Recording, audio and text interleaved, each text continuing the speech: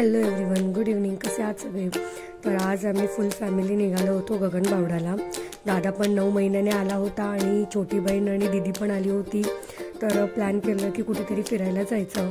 Actually बरेच दिवस plan फसतच होता, जायचं नाही जायचं असंच होत होतं. पण शेवटी आज मुहूर्त भेटला आणि आज संडे पण आहे, तर म्हटलं फिरून येऊया. आमची दीदी तर बिलकुल रेडी नव्हती, कारण की तिला बाय रोड खूप त्रास होतो. बट तिला आम्ही खूप जबरदस्तीने रेडी केलं आणि ती निघाली. जाता जाता आम्ही लांजाला एक जागा बघितली जी दादाला आवडली होती. तिथेच आमची ताई तिथेच बसून राहिली, कारण की तिला तिथेच उलटीचा त्रास व्हायला लागला. शेवटी आम्ही तिथून निघालो. दादाने तिला फसवून आणलं होतं की रस्ता अगदी सरळ आहे, म्हणजे काही त्रास नाही होणार, हायवे आहे म्हणून. पण खरं सांगू का, उलटी करणाऱ्यांनी तर त्या रस्त्याने जाऊच नाही.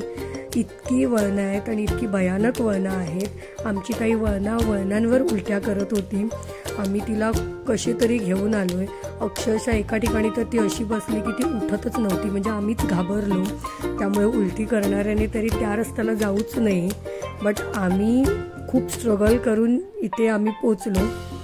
फायनली आम्ही तिथे पोचल्यानंतर तिला आम्ही लिंबू सरबत वगैरे दिलं, तेही तिने बाहेर काढलं. पण ठीक आहे, कारण की चांगल्या गोष्टींसाठी थोडं स्ट्रगल तर करावंच लागतं ना.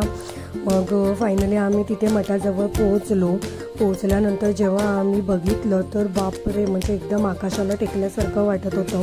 अशा स्ट्रेट अशा पायऱ्या होत्या. बट करणार काय, ऑप्शन तर नाही आहे, चढावं तर लागणार.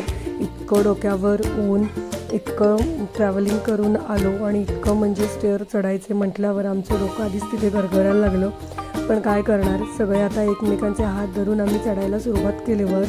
पण जसजसे आम्ही वर जात होतो, खरं सांगू का, इतकं जबरदस्त व्ह्यू होतं. सह्याद्रीच्या रांगा, म्हणजे इतकं ऑसम वाटत होतं ना, सुपर. म्हणजे तुम्हालाही तिथे आवडेल.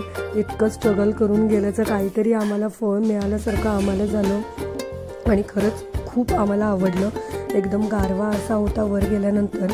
मग आम्ही हातपाय वगैरे धुतले आणि मग आम्ही दर्शन घेतलं. आणि तिथे आजूबाजूला स्टॅच्यूसुद्धा इतके सुंदर होते ना, खरंच खूप भारी होते. मग त्यानंतर आम्ही जेवण घेऊन गेलो होतो आणि आम्ही घरूनच जेवण घेऊन जातो कुठेही गेलो तरी, कारण की कुठचं टायमिंग काय असेल महाप्रसादाचा आपण कोणावरही डिपेंड राहायला नको. तर आमचं आम्ही घेऊन गेलेलो होतो आणि तिथली महाप्रसादाची वेळही संपली होती. पण खरं सांगू का, तिथल्या लोकांनी महाप्रसादाची वेळ संपली तरी पण आम्ही लेट गेलो, तरी पण आम्हाला तिथे त्यांनी जेवायला जागासुद्धा दिली आणि आम्हाला महाप्रसादसुद्धा मिळाला. म्हणजे आमच्या नशिबात होतं तर आम्हाला ते भेटलं.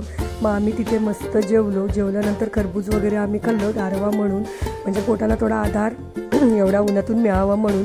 मग त्यानंतर पुन्हा आम्हाला चढायचं होतं, कारण की चढणं असं काही स्टेअर्स काही अजून संपलंच नव्हते, कारण की वरती अजून एक टेम्पल होतं, मस्जिद होतं.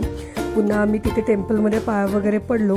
इथून पुढे आम्ही तिघी काही गेलोच नाही. दादा आणि पप्पा वगैरेच फिरून आले. आम्ही तिथेच बसून राहिलो. पण खरं सांगू, म्हणजे बघण्यासारखं आहे. तुम्हालाही आवडेल, नक्की व्हिजिट करा.